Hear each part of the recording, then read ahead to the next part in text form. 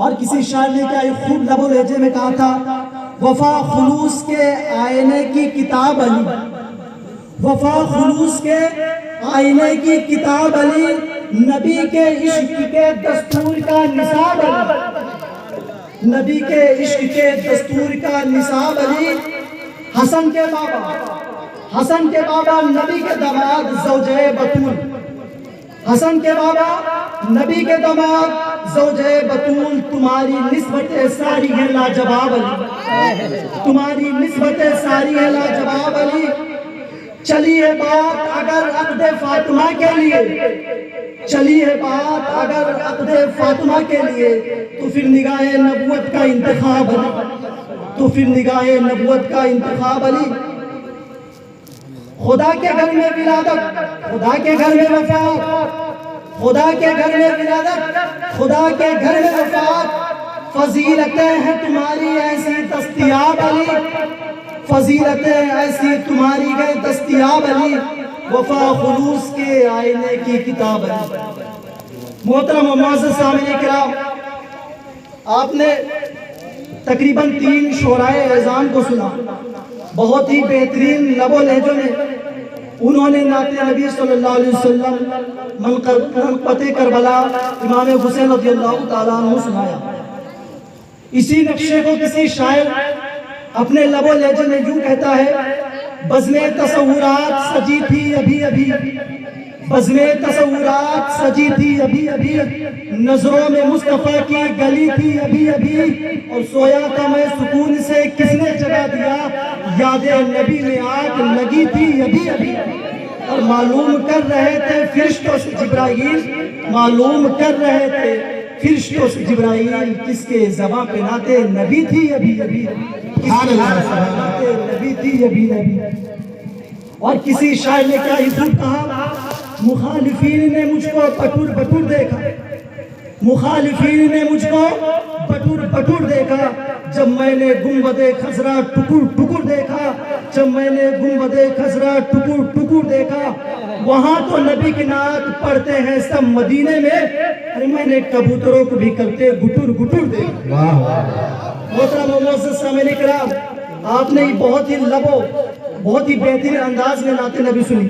اب آئیے جو میرا موضوع سخن ہے، حضرت علی داماد مصطفیٰ، حضرت حسنین کریمین کے والد بزرگوار، ان کے متعلق میں کچھ باتیں عرض کروں۔ اس سے پہلے ہم اور آپ مل کر پیارے آقا صلی اللہ علیہ وآلہ وسلم کی بارگاہ میں ایک مرتبہ پھر بہترین انداز میں درود شریف پڑھیں، اور پڑھیں جھوم کر، اللہم صلی علی سیدنا شفیعنا حبیبنا مولانا محمد بارک وسلم، صلاۃ و سلام علیک سیدی یا رسول اللہ صلی اللہ تعالیٰ علیہ وآلہ وسلم۔ محترم و معزز سامعین کرام، سامنے اکثر نوجوان نظر آ رہے ہیں، قابل مبارکباد ہیں، اوجا گنج کے بسنے والے سنی عقیدہ مسلمان نوجوان بچے اور بوڑھے، جنہوں نے منقبت امام حسین کے متعلق، شہدائے کربلا کے متعلق یہ ایک کانفرنس منعقد کیا، اور 10 دن اس کو چلانے کا بار اپنے اوپر اٹھایا۔ اللہ عز و جل ان سب کو جزائے خیر عطا فرمائے۔ آمین۔ قتل حسین اصل میں مرگ یزید ہے، قتل حسین اصل میں مرگ یزید ہے، اسلام زندہ ہوتا ہے ہر کربلا کے بعد، اسلام زندہ ہوتا ہے ہر کربلا کے بعد۔ محترم و معزز سامعین کرام، دنیا میں بے شمار انسان آئے، کوئی کسی خوبی کا حامل نہ تھا، دنیا میں پیدا ہوا، وقت مقررہ تک زندگی گزاری، اس کے بعد اس دنیا کو چھوڑ کر چلا گیا۔ کچھ اشخاص، کچھ لوگ ایسے پیدا ہوئے جن کے اندر خوبیاں تھی، صلاحیتیں تھی، انہوں نے اپنی خوبیوں صلاحیتوں کا لوہا منوایا، اس کے بعد وہ اس دنیا کو چھوڑ کر چلے گئے۔ لیکن آج ہم آپ کی بارگاہ میں ایسے ذات گرامی کی بات کرنے آئے ہیں جو تمام تر خوبیوں کا حامل ہے، جو تمام تر صفات کا حامل ہے، وہ ہے حضرت علی کرم اللہ تعالی وجہہ الکریم۔ آپ شیر خدا ہیں تو داماد مصطفیٰ بھی ہیں، آپ حضرت امام حسن امام حسین کے والد بزرگوار بھی ہیں، تو حضرت فاطمہ رضی اللہ تعالی عنہ کے شوہر نامدار بھی ہیں، آپ شیر خدا ہیں، آپ فاتح خیبر ہیں، آپ زہد و تقوی کے اعلیٰ منزلوں پر فائز ہیں، آپ خطابت کے شاہ سوار ہیں، آپ صاحب علم آپ صاحب علم ہیں، اسی لیے ساری دنیا آپ کو مظہر العجائب و غرائب کہتی ہے اور قیامت تک آپ کو اسی نام سے یاد کیا جائے گا۔ سبحان اللہ سبحان اللہ۔ محترم و معزز سامعین اکرام، حضرت علی رضی اللہ تعالیٰ عنہ کا اسم گرامی علی بن عبد المطلب ہے۔ آپ کا لقب ابو الحسن اور ابو تراب ہے۔ آپ پیارے آقا صلی اللہ علیہ وآلہ وسلم کے چچا زاد بھائی ہیں۔ آپ کی والدہ محترمہ کا نام فاطمہ بنت اسد بن ہاشم ہے۔ یہ پہلی خاتون ہے، یہ ایسی پہلی خاتون ہے ہاشم خاندان کی جو ایمان لائی اور سب سے پہلے انہوں نے ہجرت کیا۔ محترم و معزز سامعین اکرام، حضرت علی کرم اللہ تعالی وجہہ الکریم 30 عام الفیل میں پیدا ہوئے۔ جب مکہ میں قحط سالی تھی تو پیارے آقا صلی اللہ علیہ وآلہ وسلم نے حضرت علی کرم اللہ تعالی وجہہ الکریم کو اپنے چاچا ابو طالب سے لے لیا تاکہ ابو طالب کا بھار کم ہو جائے۔ حضرت علی رضی اللہ تعالیٰ عنہ بچپن ہی سے پیارے آقا صلی اللہ علیہ وآلہ وسلم کی صحبت میں رہے۔ حضرت علی کرم اللہ تعالی وجہہ الکریم بچپن ہی سے پیارے آقا کی بات سن رہے ہیں۔ حضرت علی کرم اللہ تعالی وجہہ الکریم بچپن سے پیارے آقا کے چہرے انور کو دیکھ رہے ہیں، تمام اوصاف کو دیکھ رہے ہیں۔ یہی وجہ ہے کہ حضرت علی کرم اللہ تعالی وجہہ الکریم بت پرستی سے پاک رہے۔ محترم و معزز سامعین اکرام، روایتوں میں آتا ہے کہ بچوں میں سب سے پہلے حضرت علی کرم اللہ تعالی وجہہ الکریم ایمان لائے، یعنی مسلمان ہوئے۔ ایک روایت میں ہے کہ جب آپ 9 سال کے تھے تب ایمان لائے۔ اور حضرت اعلیٰ حضرت اپنے کتاب میں فرماتے ہیں کہ علی کرم اللہ تعالی وجہہ الکریم جب 8 برس کے تھے اس وقت ایمان لائے۔ ایمان لانے کا منظر کیا ہے ذرا ملاحظہ فرمائے۔ ایک رات حضرت علی کرم اللہ تعالی وجہہ الکریم دیکھتے ہیں کہ پیارے آقا صلی اللہ علیہ وسلم اور حضرت خدیجہ الکبریٰ رضی اللہ تعالی عنہ نمازیں پڑھ رہی ہیں۔ حضرت علی کرم اللہ تعالی وجہہ الکریم یہ منظر دیکھے۔ جب حضرت پیارے آقا صلی اللہ علیہ وسلم حضرت خدیجہ الکبریٰ رضی اللہ تعالی عنہ نماز سے فارغ ہوئی تو حضرت علی رضی اللہ تعالی عنہ نے کہا، اے سرکار یہ آپ کیا کر رہے تھے؟ اس سے پہلے اعلان نبوت سے پہلے کبھی علی نے سرکار کو نماز پڑھتے ہوئے نہ دیکھا تھا۔ پیارے آقا نے فرمایا یہ اس خدا کا پیارا مذہب ہے جس کے سوا کسی کی عبادت نہیں کی جاتی۔ یہ نماز میں پڑھ رہا تھا، اے علی میں تجھ کو بھی دعوت دیتا ہوں تو بھی اسلام قبول کر لے اور نماز پڑھ۔ حضرت علی نے کہا، پیارے آقا صلی اللہ علیہ وسلم پہلے میں اپنے والد محترم سے پوچھوں گا، ابو طالب سے مشورہ لوں گا، پھر آپ پر ایمان لاؤں گا۔ پیارے آقا نے فرمایا، اے علی اگرچہ تو ابھی ایمان نہ لائے گا لیکن ابھی راز کو فاش مت کر۔ پیارے آقا کسی مصلحت کے تحت راز کو فاش نہیں کرنا چاہتے تھے۔ حضرت علی کرم اللہ تعالی وجہہ الکریم نے کہا ٹھیک ہے یا رسول اللہ میں کسی کو نہیں بتاؤں گا۔ حضرت علی کرم اللہ تعالی وجہہ الکریم بستر پر سو گئے۔ اس رات آپ ایمان نہیں لائے، لیکن محترم و معزز سامعین کرام آپ جب سوتے ہیں تو رب ذوالجلال حضرت علی کرم اللہ تعالی وجہہ الکریم کے اندر اسلام کو راسخ کر دیتا ہے۔ حضرت علی کرم اللہ تعالی وجہہ الکریم کی جب آنکھ کھلتی ہے صبح اٹھتے ہیں، پیارے آقا کے قدموں میں بیٹھ جاتے ہیں اور کہتے ہیں یا رسول اللہ آپ نے جو ساری باتیں کل رات میں بتائی تھی میں اس سب پر ایمان لاتا ہوں، یا رسول اللہ مجھے کلمہ پڑھا دیجئے، اسے مسلمان بنا دیجئے۔ سبحان اللہ سبحان اللہ۔ محترم و معزز سامعین اکرام، یہ حضرت علی کرم اللہ تعالی وجہہ الکریم ہے کہ آپ سب سے پہلے ایمان لے کر آئے۔ جب تمام صحابہ کرام مدینہ ہجرت کر کے گئے تو پیارے آقا صلی اللہ علیہ وآلہ وسلم نے اخوت قائم کرنا شروع کر دیا، یعنی ایک صحابی کو دوسرے صحابی کا بھائی بنایا، ایک صحابی کو دوسرے صحابی کا بھائی بنایا۔ یہاں تک کہ تمام صحابی کو ایک دوسرے کا بھائی بنا دیا مگر علی کو کسی کا بھائی نہ بنایا. علی روتے ہوئے پیارے آقا کی بارگاہ میں آئے اور عرض کرنے لگے یا رسول اللہ آخر ماجرا کیا ہے؟ آپ نے تمام صحابہ کو ایک دوسرے کا بھائی بنا دیا لیکن میں تنہا بچ گیا. تو پیارے آقا نے فرمایا یا علی انت اخی فی الدنیا والآخرہ، اے علی تو دنیا اور آخرت میں میرا بھائی ہے. ماشاءاللہ. نعرہ تکبیر، نعرہ رسالت، شان علی مرتضی، جشن شہدائے کربلا. ماشاءاللہ سبحان محترم اللہ. معزز سامعین اکرام، حضرت علی کرم اللہ تعالی وجہہ الکریم کی وہ ذات گرامی ہے جو داماد مصطفیٰ بھی ہیں اور چچا زاد بھائی بھی ہیں. اور جب اخوت کا معاملہ آیا تو پیارے آقا نے فرمایا انت اخی فی الدنیا والآخرہ، اے علی تو دنیا اور آخرت میں میرا بھائی ہے. محترم معزز سامعین اکرام، جب ہجرت کا معاملہ آیا رب ذوالجلال نے پیارے آقا کو ہجرت کرنے کا حکم دیا تو پیارے آقا نے حضرت علی کرم اللہ تعالی وجہہ الکریم کو بلایا اور کہا اے علی رب ذوالجلال کی طرف سے یہ حکم ہو چکا ہے کہ میں اب مکے کو چھوڑ دوں، اب میں ہجرت کرنے جا رہا ہوں. اے علی میرے بستر پر آج تم لے جانا اور کچھ امانتیں میں تمہارے پاس دے کر جا رہا ہوں، اسے اہل قریش کے درمیان تقسیم کر دینا، اہل مکہ کے درمیان تقسیم کر دینا. محترم معزز سامعین اکرام، پیارے آقا فرماتے ہیں علی گھبرانا نہیں، کچھ نہیں ہوگا.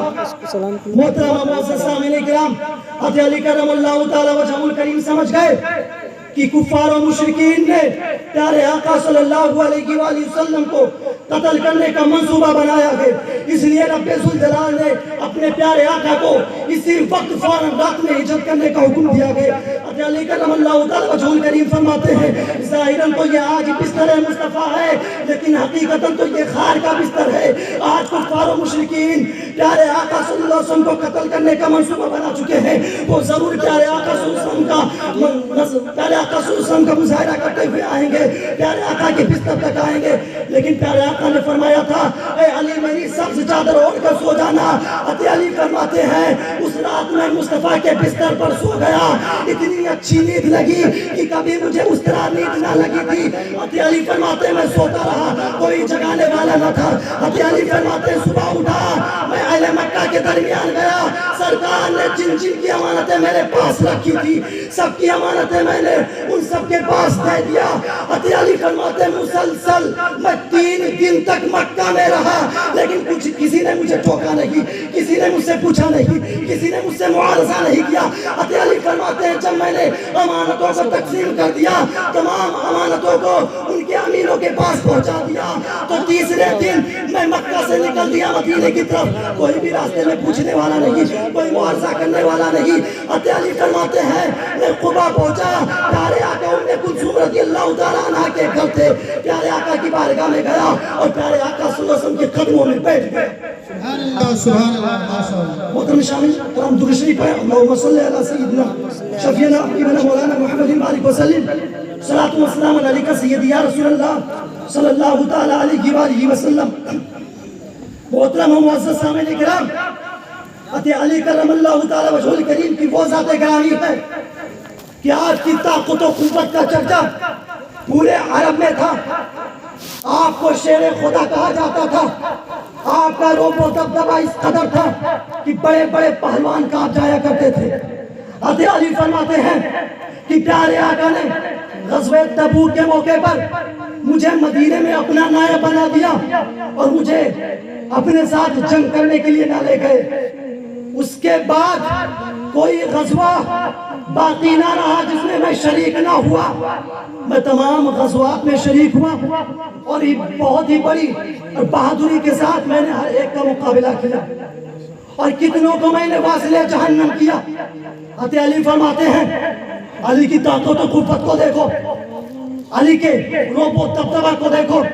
حضرت علی فرماتے ہیں جنگ بدر میں جب حضرت حمزہ رضی اللہ تعالیٰ عنہ نے اسود بن اسد مخزومی کو مار کر جہنم میں پہنچا دیا تھا تو اس گروہ کا سردار شیبہ بن ربیعہ، عتبہ بن ربیعہ اور عتبہ بن ربیعہ کا بیٹا ولید بن عتبہ میدان جنگ میں آ گیا اور للکار کر کہنے لگا اے محمد صلی اللہ علیہ وسلم آپ کسی کو ہمارے مقابلے میں بھیجو۔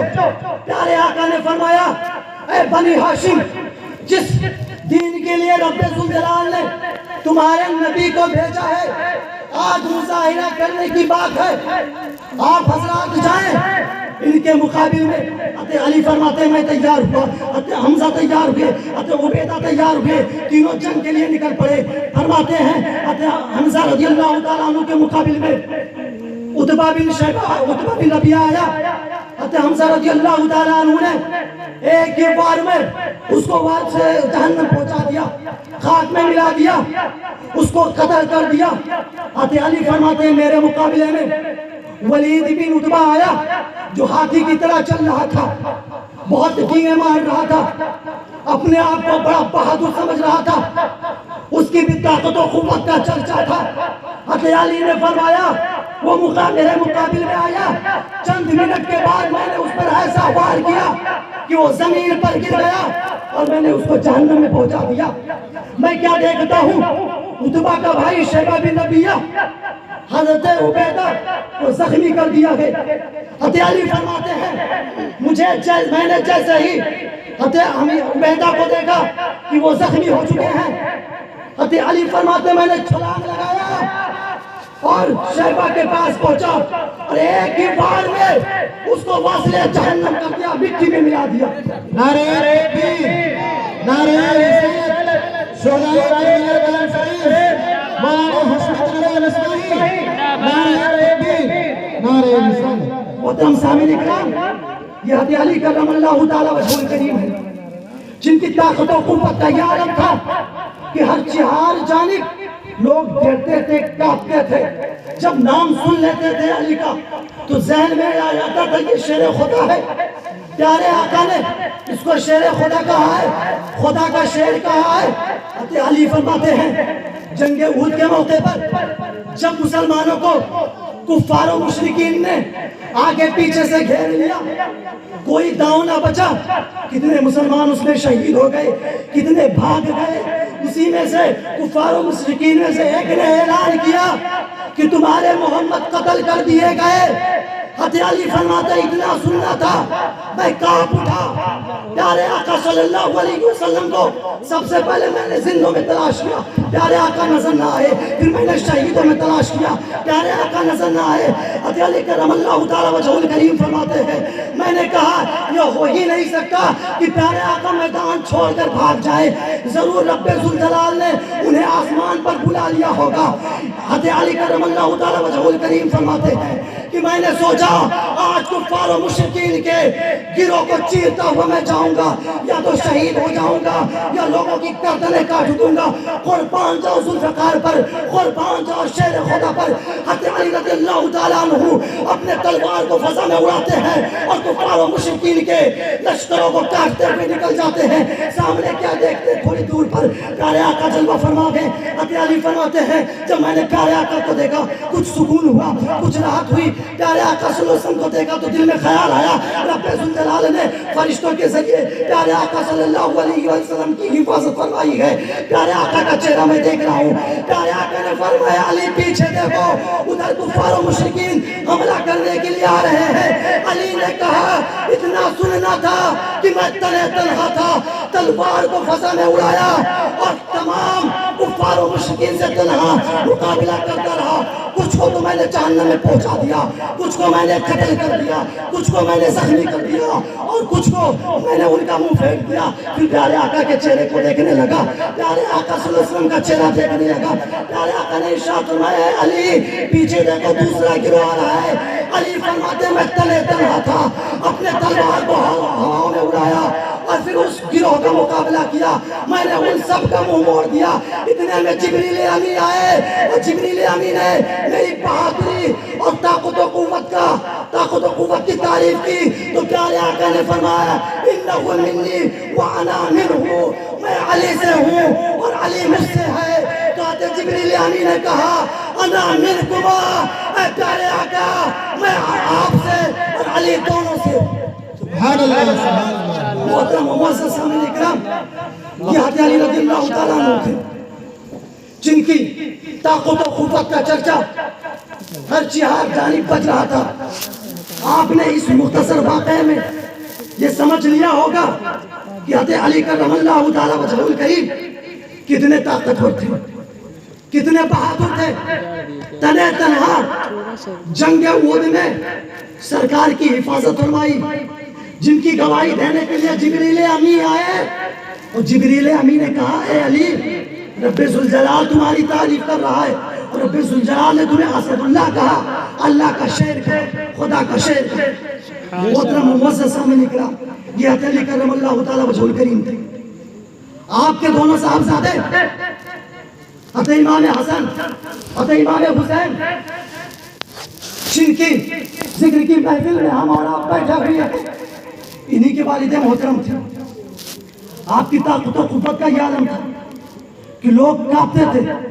محترم و معزز سامعین اکرام، آپ صرف طاقت و قوت میں ہی ماہر نہ تھے، بلکہ آپ بہت بڑے عالم، بہت بڑے متقی، بہت بڑے پرہیزگار تھے۔ پیارے آقا نے فرمایا انا مدینۃ العلم وعلی بابها، میں علم کا شہر ہوں، علی اس کا دروازہ ہے۔ سبحان اللہ۔ حضرت عمر فاروق رضی اللہ تعالیٰ عنہ فرماتے ہیں کہ کتنے مسئلوں میں اگر علی نہ ہوتے تو میں ہلاک ہو جاؤں۔ اس میں سے ایک واقعہ میں آپ کو بیان کروں، آپ کے سامنے بیان کروں۔ جی ماشاءاللہ۔ حضرت علی حضرت عمر فاروق کے مجلس میں بیٹھے ہوئے ہیں، ایک عورت آئی، لوگوں نے کہا کہ عمر فاروق اس کے پیٹ میں جو بچہ ہے وہ زنا کے ذریعے ہے، آپ شرعی حکم کیا فرماتے ہیں؟ حضرت عمر فاروق نے شرعی حکم فرما دیا کہ اس کو پتھر سے مارا جائے۔ یہ حکم فرمانا تھا کہ حضرت علی نے فرمایا اے عمر فاروق، پیارے آقا نے فرمایا ہے کہ اگر کوئی حاملہ ہو تو اس کو سنسار نہ کیا جائے جب تک بچہ پیدا نہ ہو جائے، کیونکہ غلطی ماں کی ہے، بچے کی نہیں ہے جو پیٹ میں ہے۔ تو حضرت علی رضی اللہ تعالیٰ حضرت عمر فاروق نے اس مسئلے سے رجوع کیا اور کہا آج اگر علی نہ ہوتے تو عمر ہلاک ہو جاتا۔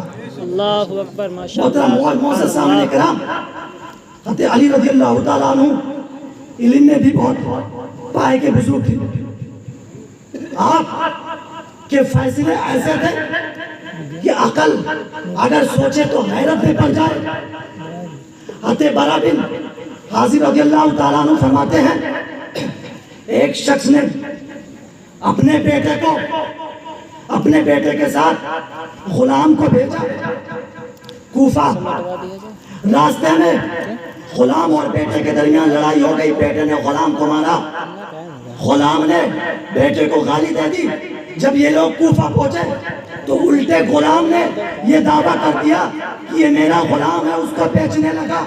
یعنی غلام نے مالک کے بیٹے کو، یعنی اپنے مالک کو غلام ٹھہرا دیا۔ جب مقدمہ حضرت علی کرم اللہ تعالیٰ وجہہ الکریم کے پاس پہنچا تو حضرت علی نے جب معاملہ سنا تو کہا کہ اب دلیل کی ضرورت نہیں ہے، کیونکہ دلیل دیں گے تو یہ مانیں گے نہیں، کوئی گواہی دینے والا بھی اس وقت موجود نہیں ہے۔ حضرت علی نے فرمایا اپنے غلام سے اس دیوار میں 2 سوراخ کرو اور ان دونوں کے سروں کو ڈال دو۔ جب ڈال دیا گیا تو حضرت علی نے فرمایا اپنے غلام سے پیارے آقا کی تلوار اٹھا لاؤ۔ جب غلام تلوار لے کر آیا تو ان دونوں نے پوچھا کیا ہونے والا ہے؟ حضرت علی کرم اللہ تعالیٰ وجہہ الکریم نے فرمایا جو غلام ہے اس کے گردن کو کاٹ دو۔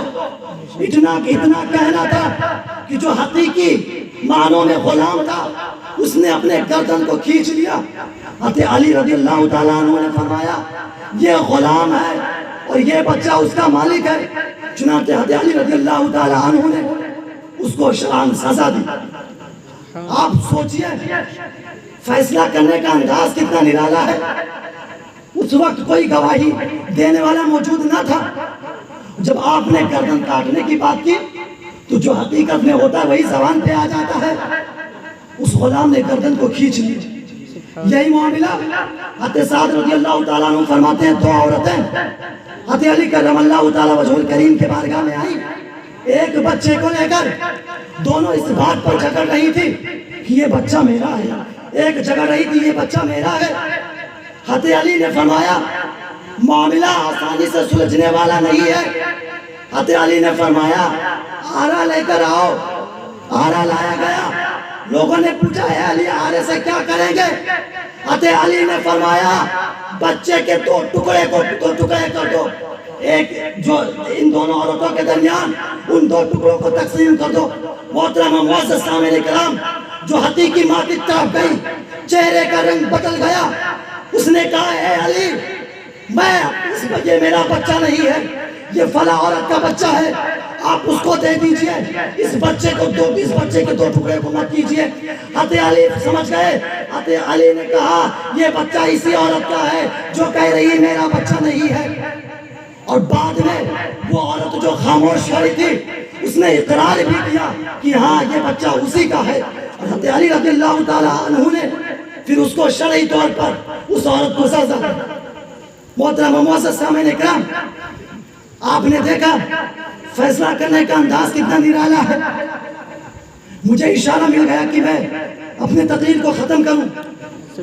خیر، میں آخری پوائنٹ پہ آتا ہوں. تمام واقعات کو ترک کر کے یہ بتانا چاہتا ہوں کہ آپ نے ہم سے پہلے مولانا امجد علی حلیمی صاحب کو سنا. انہوں نے حضرت علی کی روایت بھی بیان کی کہ حضرت علی نے حضرت ابو بکر کی فضیلت کو بھی پہلے بتایا، پھر حضرت عمر فاروق کی فضیلت کو بتایا، پھر عثمان غنی کی فضیلت کو بتایا. اس کے بعد حضرت علی کا نمبر آتا ہے. چنانچہ کسی نے پوچھا اے علی کیا رب اللہ کے رسول نے آپ کو اپنا خلیفہ بنانے کا وعدہ کیا تھا؟ تو علی نے فرمایا سب سے پہلے میں ایمان لایا ہوں. اگر اللہ کے رسول مجھ سے یہ وعدہ کرتے کہ علی سب سے پہلے میں تمہیں خلیفہ بناؤں گا تو میں حضرت عمر فاروق کو، حضرت صدیق اکبر کو اس منبر پر چڑھنے نہ دیتا جس منبر پر رسول پاک چڑھتے تھے. چاہے مجھے اپنے ہاتھوں سے ان دونوں حضرات کو قتل کرنا پڑتا، چاہے میرے ساتھ کوئی ہوتا یا نہ ہوتا. ایسی کوئی بات نہیں ہے کہ پیارے آقا نے مجھے اپنا خلیفہ بنایا ہے. بلکہ حضرت علی رضی اللہ تعالیٰ عنہ فرماتے ہیں کہ صدیق اکبر کو پیارے آقا صلی اللہ علیہ وسلم نے دین کے معاملات میں پہل کیا. ایسا تو معاملہ ہوا نہیں کہ پیارے آقا شہید کر دیے گئے، کچھ بتانے کا موقع نہ ملا. یا ایسا بھی نہ ہوا کہ پیارے آقا ایسے بیماری میں منہمک ہوئے کہ آپ فوراً انتقال کر گئے، دنیا سے کچھ کر گئے. بلکہ آپ کچھ دنوں تک باحیات رہے. جب مؤذن نے اذان کہی تو پیارے آقا نے صدیق اکبر سے کہا صدیق اکبر تم نماز پڑھاؤ. صدیق اکبر نے منع کر دیا. پھر مؤذن نے پیارے آقا کو بلایا. پیارے آقا نے کہا صدیق اکبر تم نماز پڑھاؤ. حضرت علی فرماتے ہیں پیارے آقا کی زوجہ میں سے ایک زوجہ نے چاہا کہ حضرت صدیق اکبر کو نہ پڑھایا جائے. پیارے آقا نے فرمایا تم بنی یوسف کی قوم کی مصر کی عورت معلوم ہوتی ہو. چنانچہ پیارے آقا نے حضرت صدیق اکبر کو امام بنایا. پیارے آقا دیکھ رہے صدیق اکبر نماز پڑھا رہے ہیں. حضرت علی نے فرمایا جب دین میں پیارے آقا نے، اسلام میں پیارے آقا نے صدیق اکبر کو آگے کیا تو عمر کون ہوتا ہے، علی کون ہوتا ہے روکنے والا؟ چنانچہ ہم تمام صحابہ کرام نے حضرت صدیق اکبر کو خلیفہ اول تسلیم کر لیا. کسی نے کوئی اختلاف نہیں کیا. حضرت صدیق اکبر نے ہمیں جو کام کرنے کا حکم دیا ہم نے ذمہ داری کے ساتھ وہ کام کیا. پھر حضرت صدیق اکبر نے عمر فاروق کو اپنا جانشین بنا گئے. کوئی اختلاف نہیں ہے. علی فرماتے ہیں جب حضرت عمر فاروق شہید کر دیے گئے تو حضرت عمر فاروق نے کسی کا نام زد نہیں کیا، یہاں تک کہ اپنے بیٹے کا بھی نام نہ زد کیا. حضرت علی نے فرمایا شاید عمر فاروق اس لیے اپنا نام زد نہ کرنا چاہتے تھے کہ اگر کہیں میں کسی پہ عمل کو اپنا خلیفہ بنا دیا تو قیامت کے دن میں کیا جواب دوں گا. چنانچہ 5 لوگوں پر ایک کمیٹی بنائی اور کہا اس میں سے جو جس کو چاہے گا خلیفہ بنا دے گا. حضرت علی فرماتے ہیں میں نے سوچا شاید میرا نمبر ہے. عبد الرحمن بن عوف فرماتے ہیں حضرت علی فرماتے ہیں عبد الرحمن بن عوف نے ہم سب کو بلایا اور کہا یہ 5 ٹیم جس کو خلیفہ بنا دے گی سب کو تسلیم کرنا ہوگا. حضرت علی نے کہا میں نے بھی تصدیق کر دی. حضرت عبد الرحمن بن عوف نے حضرت عثمان غنی کے ہاتھ پر بیعت کی تو میں سمجھ گیا کہ جو اس سے وعدہ لیا گیا ہے یہ حضرت عثمان غنی کی خلافت کے لیے وعدہ لیا گیا ہے۔ چنانچہ حضرت علی فرماتے ہیں اس میں بھی کسی نے اختلاف نہیں کیا، ہر ایک نے آپ کی خلافت کو مانا، آپ نے جو امور انجام دینے کے لیے مقرر فرمایا ہم نے بخوبی انجام دیا۔ لیکن جب حضرت عثمان غنی کو شہید کر دیا گیا تو اب میں نے سمجھا کہ اب میرا نمبر ہے، کیونکہ میں ایمان لانے والے میں پہلے، تلاوت دار میں بھی پہلے، ہر اعتبار سے علم و فضل میں بھی پہلے۔ حضرت علی فرماتے ہیں میں نے کوفہ و بصرہ والوں سے بیعت لی، مدینہ اور مکہ والوں سے بیعت لی، اور سب نے میری بیعت کی اور میں خلیفہ بن گیا۔ اور راویین فرماتے ہیں، بزرگان دین فرماتے ہیں کہ ترتیب وار جو خلیفہ ہونا تھا یہ شاید اسی لیے تھا کہ یہ تمام صحابہ کرام خلفائے راشدین حضرت علی کے عہد ہی میں انتقال کر گئے باری باری۔ شاید رب ذوالجلال کو یہی منظور تھا کہ تمام جو پیارے آقا کے پیارے خلیفہ تھے سب کو سرکار کی نیابت مل جائے، سب سرکار کے خلیفہ بن جائیں۔ صدیق اکبر بنے، صدیق اکبر کا وفات ہوا، حضرت عمر بنے ان کا انتقال ہوا، حضرت عثمان بنے ان کا انتقال ہوا، ان کے انتقال کے بعد حضرت علی بنے، یعنی چاروں بن گئے۔ کہہ دیجیے سبحان اللہ۔ شاید یہی پس منظر رہا ہوگا، رب ذوالجلال کو یہی منظور تھا۔ المختصر ترتیب وار ہر ایک خلیفہ بن گئے، لیکن حضرت امیر معاویہ رضی اللہ تعالی عنہ آپ کے مقابلے میں آ گئے، آپ سے جنگ حصین میں مقابلہ ہوا، آپ لوگوں نے لڑا، کئی لوگ شہید بھی ہوئے، پھر ایک معاہدے کے تحت جنگ موقوف ہو گئی۔ حضرت علی کرم اللہ تعالی وجہ کریم فرماتے ہیں، راوی فرماتے ہیں، ابن عساکر فرماتے ہیں اپنی روایتوں میں کہ حضرت علی کی گروہ میں سے کچھ لوگ نکل گئے، کچھ خارجی ہو گئے، کچھ بھاگ گئے۔ ان خارجیوں میں سے 3 ایسے تھے جنہوں نے منصوبہ بنایا، کہ ایک نے منصوبہ بنایا ابن عبد الرحمن بن ملجم کہ حضرت علی کو شہید کیا جائے، اور 2 لوگ تھے جنہوں نے ایک نے منصوبہ بنایا حضرت معاویہ کو شہید کیا جائے، ایک نے منصوبہ بنایا غالباً عبیدہ یا کسی کو شہید کیا جائے۔ چنانچہ حضرت علی فرماتے ہیں کہ 17 رمضان مبارک کے دن میں نے خواب میں پیارے آقا کو دیکھا، حضرت حسن کو رضی اللہ تعالیٰ عنہ اپنے لخت جگر کو بلا کر کہہ رہے ہیں، اے حسن میں نے آج خواب میں پیارے آقا کو دیکھا، میں نے کہا یا رسول اللہ آپ کے نام لیوا آپ آج میرے خلاف ہو گئے ہیں، میں کیا کروں؟ پیارے آقا نے فرمایا ظالموں کے خلاف دعا کرو۔ حضرت علی فرماتے ہیں میں نے ہاتھ اٹھائی اور رب ذوالجلال سے فرمایا کہ اے رب ذوالجلال جو نیک ہیں ان میں مجھے شامل فرما دے اور ان لوگوں پر کسی برے کو مسلط فرما دے۔ حضرت علی فرماتے ہیں میں نے امام حسن کو یہ بتایا اور فجر کی اذان ہو گئی، مؤذن نے اذان دیا، میں نماز کے لیے چل دیا، راستے میں لوگوں کو جگاتے ہوئے چلا، لوگوں کو اعلان کرتے ہوئے کہ چلو مسجد کی طرف۔ ادھر کیا دیکھتے ہیں پیچھے سے ابن ملجم آیا اور بہت ہی تیزی کے ساتھ آپ کے سر مبارک پر وار کر دیا اور آپ کا سر مبارک زخمی ہو گیا۔ تمام لوگ دوڑے ابن ملجم کو پکڑ لی، حضرت علی رضی اللہ تعالیٰ عنہ زخمی ہو گئے۔ آخرکار 2 روایتوں میں آتا ہے کہ 2 دن آپ با حیات رہے، ایک روایتوں میں آتا ہے کہ 17 تاریخ کا یہ واردات ہوا، 19 رمضان کو آپ وفات پائے، ایک روایت میں آتا ہے کہ 19 رمضان کو آپ پر وار کیا گیا، 21 رمضان کو آپ شہید ہو گئے۔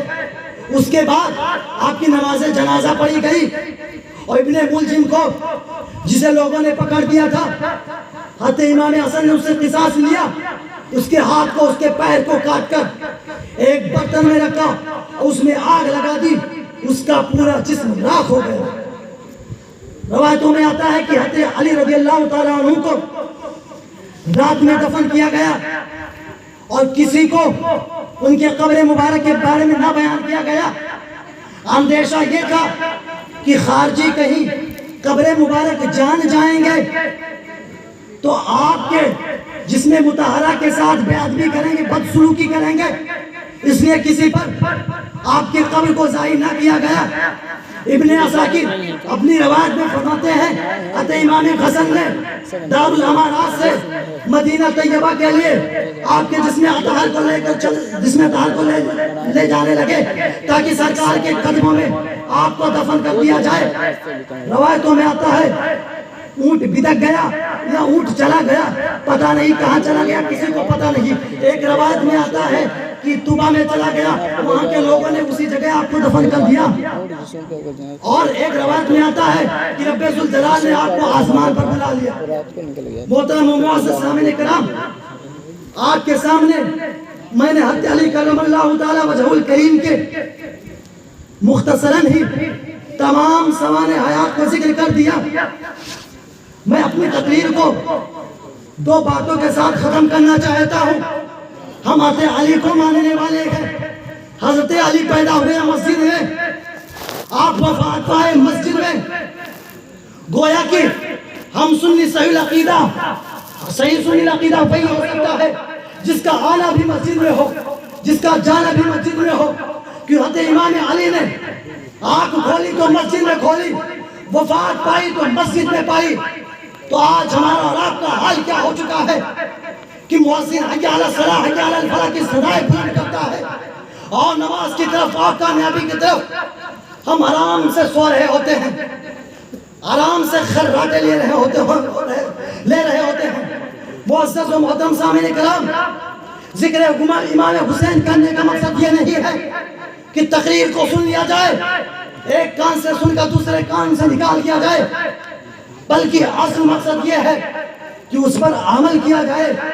حضرت علی کی ذات گرامی، وہ ذات گرامی پیدا ہوئے مسجد میں، وفات پائے مسجد میں۔ ہم اپنے آپ کو مسلمان کہتے ہیں لیکن مسجد سے دور رہتے ہیں۔ مختصراً بیان کرنا چاہتا ہوں کہ ذرا سوچیں، محاسبہ کریں اپنی زندگی کا، بچپن سے لے کر جوانی تک آپ کے خاندان میں، آپ کے رشتہ داروں میں سے، آپ کے پڑوسیوں میں سے، آپ کے گاؤں، آپ کے محلوں میں سے کوئی نہ کوئی اس دنیا سے رخصت کر جاتا ہے، ڈیٹ کر جاتا ہے، مر جاتا ہے۔ آپ کو بھی مرنا ہے۔ موت ایک ایسی چیز ہے کہ اگر کسی بادشاہ سے پوچھا جائے تمہیں مرنا ہے تو بادشاہ بھی کہے گا ہمیں مرنا ہے۔ اگر میں آپ سے پوچھوں مرنا ہے تو آپ کیا کہیں گے؟ مرنا ہے کہ نہیں مرنا ہے؟ میرے عزیزوں، جب مرنا ہے تو اپنا محاسبہ کیوں نہیں کرتے؟ اس کالی کوٹھری کے لیے کیوں نہیں نیک اعمال کرتے؟ ایک حدیث متفقن علیہ ہے، بخاری میں بھی ہے، مسلم میں بھی ہے، اور میں جو عبارت پڑھنے جا رہا ہوں وہ ریاض الصالحین کی حدیث پاک ہے۔ عن انس قال قال رسول اللہ صلی اللہ علیہ وآلہ وسلم یتبع المیت ثلاثۃ اہلہ ومالہ وعملہ فیرجی اثنان ویبقى واحد فیرجی آلہ ومالہ ویبقى عملہ۔ محترم و معزز سامعین کرام، حضرت انس فرماتے پیارے آقا نے فرمایا جب آدمی دنیا کو چھوڑتا ہے، دنیا کو الوداع کہتا ہے، مر جاتا ہے، تو اس کے ساتھ صرف تین چیزیں جایا کرتی ہیں۔ اس کے اہل و عیال جایا کرتے ہیں، اس کے رشتہ دار جایا کرتے ہیں، اس کے دوست جایا کرتے ہیں، اس کا مال جایا کرتا ہے۔ مال سے مراد غلام ہے، پہلے کے زمانے میں غلام ہوا کرتا تھا۔ اور تیسرا اس کا عمل جایا کرتا ہے۔ پھر پیارے آقا فرماتے دو چیزیں واپس آ جاتی ہیں۔ وہ کون دو چیزیں واپس آ جاتی ہیں؟ اس کے گھر والے واپس آ جاتے ہیں، اس کے رشتہ دار واپس آ جاتے ہیں، اس کے بہت چاہنے والے دوست احباب واپس آ جاتے ہیں، اس کا غلام واپس آ جایا کرتا ہے۔ اب اس کے ساتھ صرف اس کا ایک چیز جاتی ہے، وہ اس کا عمل۔ نفس کا محاسبہ کیجئے، سوچئے جن کے لیے آپ بلڈنگیں بنوا رہے ہیں، جن بال بچوں کے لیے اپنے خون اور پسینے کو ایک کر رہے ہیں، وہ بال بچے آپ کے ساتھ جانے والے نہیں۔ معزز و محترم سامعین کرام، آج آپ اپنے دوستوں کی وجہ سے مسجد میں نہیں آتے ہیں، جو اصل العبادات ہے، تمام عبادتوں میں جو سب سے افضل عبادت ہے، اس کے لیے نہیں جاتے۔ آپ نے سوچا ہے جب آپ مر جائیں گے تو وہی دوست اگر وقت پر نہیں ہوگا تو آپ کے جنازے میں بھی شرکت نہیں کرے گا، کہے گا میں کہیں اور تھا، آپ تھوڑی نہ دیکھنے آئیں گے۔ میرے عزیزوں، کم سے کم اتنا تو آپ نیک اعمال کر کے جائیں کہ مرنے کے بعد آپ کو پیارے آقا کی بارگاہ میں، یا پیارے آقا جب اپنے چہرے انور کو دکھائیں تو رسوائی کا سامنا نہ کرنا پڑے، آپ کے قبر میں عذاب نہ ہو، آپ کی بخش و مغفرت ہو جایا کرے۔ تو مسجد جائیں گے کہ نہیں جائیں گے؟ انشاءاللہ انشاءاللہ ذکر شہدائے حسین کرنے والوں مسجد جاؤ گے کہ نہیں؟ انشاءاللہ۔ آپ حضرات اس تقریر کو ایک کان سے سن کر دوسرے کان سے نکال مت دینا۔ تقریر کا مقصد یہ نہیں ہوتا کہ مولوی چلائے، گلا پھاڑے، پسینے کو بہائے اور ہماری عوام چپ چاپ سنتی رہے، عمل کرنے کا کوئی نام ہی نہیں۔ ایسا لگتا ہے کہ یہ ایک رسم ہو چکا ہے، رسم ہرگز مت بنائیں۔ آپ ایسے اللہ والے کے گاؤں میں رہتے ہیں جن کا تذکرہ صرف اوجھا گنج میں نہیں ہے، بلکہ تمام ہندوستان، بلکہ یوں کہہ لیجیے پاکستان، افغانستان، جہاں سنی سہیل عقیدہ بستے ہیں وہاں فقیہ ملت مفتی جلال الدین امجدی علیہ الرحمہ کو جانا جاتا ہے، یاد کیا جاتا ہے۔ 55 سے لے کر جوانی تک ان کی تحریر کردہ کتابوں کو آپ پڑھتے ہیں۔ آپ نے کبھی ان کو دیکھا کہ انہوں نے نمازیں چھوڑی؟ روایتوں میں آتا ہے، لوگ بیان کرتے ہیں کہ فقیہ ملت اپنے لوٹے کو، اپنے مسلح کو ساتھ میں لے کر جاتے تھے، جب وقت ہو جایا کرتا تھا وضو بناتے تھے، نماز پڑھتے تھے۔